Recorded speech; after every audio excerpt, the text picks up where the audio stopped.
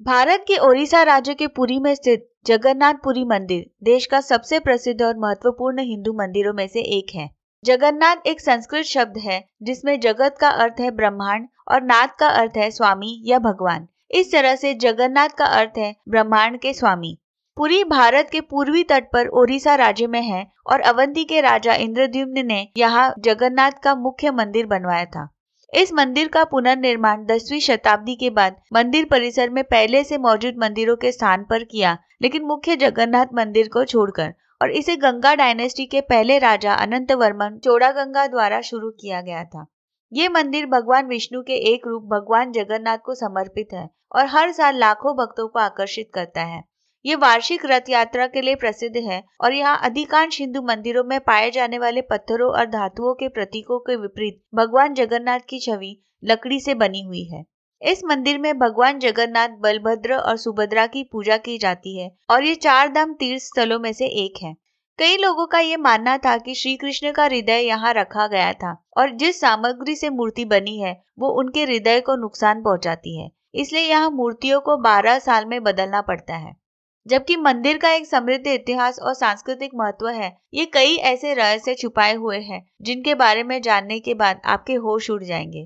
तो आइए हम उनमें से कुछ रहस्यों से पर्दा उठाते हैं।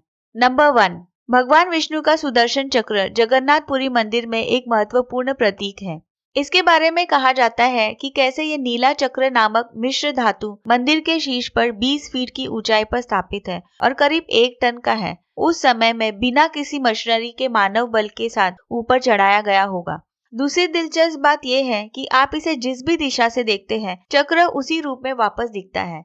ऐसा लगता है जैसे इसे हर दिशा से एक जैसा दिखने के लिए डिजाइन किया गया है। नंबर 2, हर दिन मंदिर का एक कर्मचारी बिना किसी सुरक्षा उपकरण के 214 फीट और 8 इंच ऊपर चढ़ते हुए नीला चक्र के ऊपर लगे झंडे को मैन्युअल रूप से बदलता है।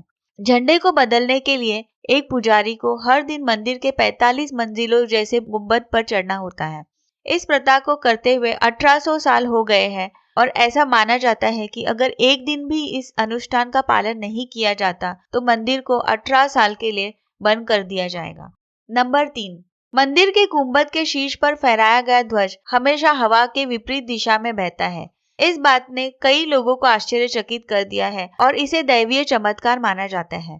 नंबर 4, जब भी हम समुद्र के किनारे जाते हैं तो सबसे पहले चीज जो हमें सुनाई देती है वो है किनारे पर लहरों के टकराने की आवाजें। पर जगन्नाथ मंदिर के मामले में सिंह द्वार के प्रवेश द्वार से मंदिर के परिसर में कदम रखते ही समुद्र की लहरें शांत होने लगती हैं और जैसे ही आप मंदिर के बाहर निकलते हैं तो लहरों की आवाजें फिर से सुनाई देने लगती हैं। नंबर 5, भगवान जगन्नाथपुरी के मंदिर के बारे में ये बताया जाता है कि दिन के किसी भी समय चाहे सूर्य की स्थिति कुछ भी हो, इस मंदिर की छाया नहीं पड़ती। इस घटना के पीछे का कारण एक रहस्य बना हुआ है और वास्तव में ये वास्तुशिल्प का एक चमत्कार है। नंबर 6, जब भी आप आसमान में देखते हैं तो आपको पक्षी ऊंची उड़ान भरते दिखाई देंगे, पर जगन्नाथ मंदिर के गुंबद के ऊपर एक भी पक्षी नहीं दिखाई देते। यहाँ तक कि हवाई जहाज को भी मंदिर के ऊपर से गुजरते नहीं देखा गया है।